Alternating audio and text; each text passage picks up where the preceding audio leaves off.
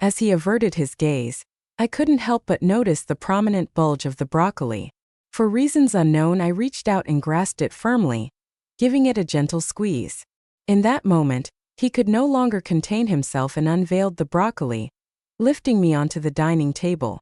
The vegetable now lay ensnared in my grasp, initially swaying slowly back and forth. "Oh, hi. You're here," I exclaimed, as if caught in a moment of revelation. "I was just about to share our story. Let me take you back to the beginning, so you can understand how everything unfolded. My name is Evelyn, and at 54 years old, I have navigated the world as a widow for the past 2 summers. My late husband, Harold, was not precisely the man I had envisioned. I realize this may sound harsh, but let's face the truth. He was a challenging individual, entrenched in his habits and burdened by his own disappointments for years. It wasn't unbearable, just a weariness that settled in.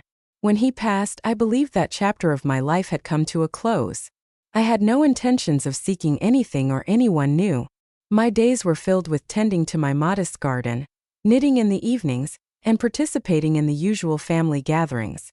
Then, unexpectedly, Noah entered my life. Noah is my late husband's grandson from his first marriage. He is 27 years old. He is tall. He has these piercing green eyes and this intensity about him. When he visited as a child, he was always polite but distant. Nevertheless, he came to stay for a few weeks that summer, a simple visit. He had stopped by on his way to his family in the countryside. The first few days passed without incident. Noah mostly kept to himself, exploring the nearby forests or reading books on the porch. I found myself watching him from the kitchen window, not in a strange way, just observing. There was something different about him. There was a sadness about him, as if he were searching for something he could not name. It started innocently enough. One afternoon, I was struggling with an old wooden fence that needed to be repaired. Noah offered to help.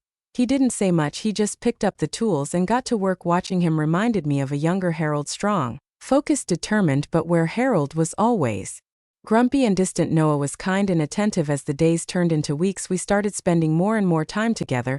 He would sit on the porch with me in the evenings, sipping his tea. As the sun sank below the horizon, we would talk about everything and nothing, and plans, my memories, the little things that make up a life. There was a comfort in his presence, a connection I hadn't felt in years. One afternoon, I decided to clean the attic, an area that had not been touched since Harold's death.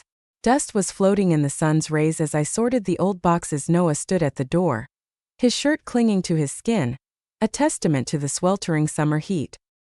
He offered his assistance, and before I could voice any objections, he was beside me, effortlessly lifting a heavy chest as though it were weightless. Inside, we discovered a box brimming with old photographs, and a smile spread across my face as I shared glimpses of my youth with him. He examined each image with care, his fingers gently tracing the edges, as if savoring the memories captured within. "You're so beautiful," he said. When he looked up, there was something in his eyes that I couldn't understand, a mixture of curiosity, longing, and something deeper. The air between us grew heavy, thick, adorned with unspoken words. Then suddenly he kissed me slowly but effectively on the lips. It was wrong. I pulled back reflexively, but did I want it? I don't know. This time he must have noticed my hesitation, because he pressed himself tightly to my lips. As if I had been waiting for this, I returned the kiss. Over and over again. It went on for about 5 minutes, and he made the first move. His hands were on my body. I was wearing a cream-colored dress. The sensation of the soft touches was climbing from my feet to my trap. As the climb continued, the movements inside me turned into strange sounds coming from my mouth. When he heard those sounds, he didn't want to prolong it any further. The bulge of the package was obvious from the outside. I was betraying Harold. When you realized I was trying to pull away, he reached his finger into my trap. After the energy I had in that moment, that idea gave way to a great desire. I told him to do it faster. He went faster and faster until I let out a scream that shook the entire house. I stood there as if nothing had happened and straightened my dress. When I got up from the floor, I noticed the wetness of the wood. It wasn't sweat, it was some other liquid. Later that evening, as I was making dinner, I couldn't help but feel his eyes on me. He sat at the kitchen table, his fingers tracing patterns on the wood. When I turned, our eyes met, and it was as if the room had shrunk. I dropped the knife in my hand, and he ran to help me. When I reached for the knife, his hand touched mine. The touch lasted only a second. "Are you okay?" he asked, his voice low, almost a whisper. I nodded, pulled my hand away, and immersed myself in the vegetables. But I wasn't okay. Something was moving inside me, something I couldn't name. "We can't keep doing this," I said, my voice barely audible. He didn't answer. He just stood there, his expression unreadable. Then, without a word, he approached, closing the distance between us. While avoiding his eyes, I noticed the bulge of the broccoli visible above his pants. I don't know why, but I grabbed the broccoli directly with my hand and started to squeeze a little. In that moment, he couldn't hold it any longer and revealed the broccoli. He lifted me to the dining table, and the broccoli was now inside its trap. At first, it moved slowly back and forth, sending waves of vibration through both of us. The wine glasses on the table swayed as our kisses entwined like vines. Our bodies were two, yet at that moment they felt like one soul. It didn't matter who we were. We were simply two strangers lost in enjoyment. My breathing quickened as I sensed the vibration in the broccoli, and I felt hot drops flowing through the trap with great excitement. He pulled back and took a deep breath. So did I.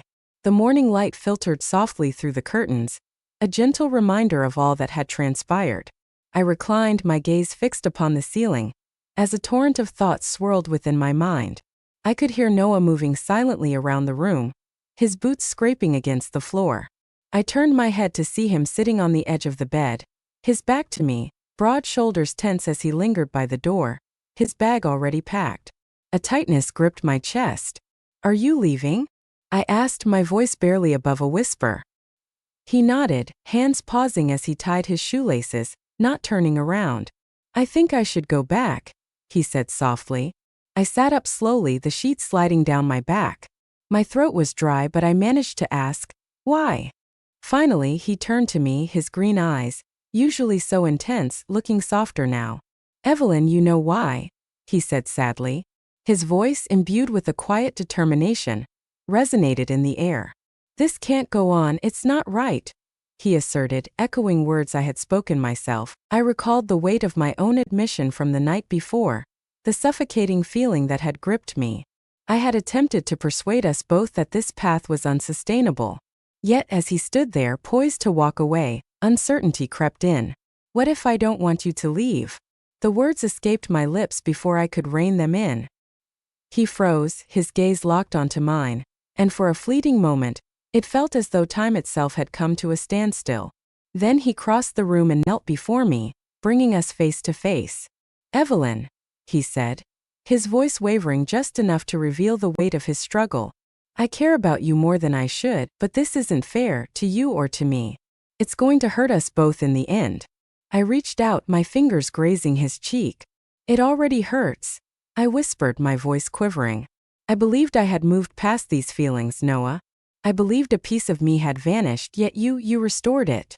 You reignited my sense of being, making me feel vibrant once more. He closed his eyes, leaning into my touch for the briefest moment before taking my hand in his. His warmth grounded me, even as his words cut through me. "You've made me feel things I didn't know I could," he said, "but staying here, letting this go on, it will only make it harder for both of us." I nodded, even as tears welled up in my eyes. I knew he was right, but that didn't make it any easier. "So that's it?" I asked, my voice barely audible. "You're just going to walk away?" He stood, his movements slow and deliberate, like he was fighting every instinct to stay. He grabbed his bag and slung it over his shoulder, pausing at the door. "I'll go," he said, his voice soft, almost hesitant, "but Evelyn, if you ever need me, you know where to find me." And just like that, he was gone. The door clicked shut behind him, and I felt the weight of the silence settle over the room. I stayed there for a long time, staring at the empty space where he had just been. The house felt so much quieter now, so much emptier, but as I sat there, something unexpected began to stir inside me. Yes, Noah had left, and yes, it hurt more than I wanted to admit.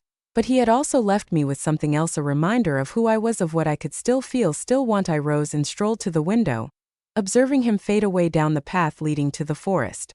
My hand rested against the glass, and a bittersweet smile danced at the corners of my lips. "Goodbye, Noah," I whispered, "and thank you." In that moment, I understood that I would carry this with me. This brief, impossible connection that had transformed me in ways I couldn't fully grasp. And perhaps, just perhaps, that was enough.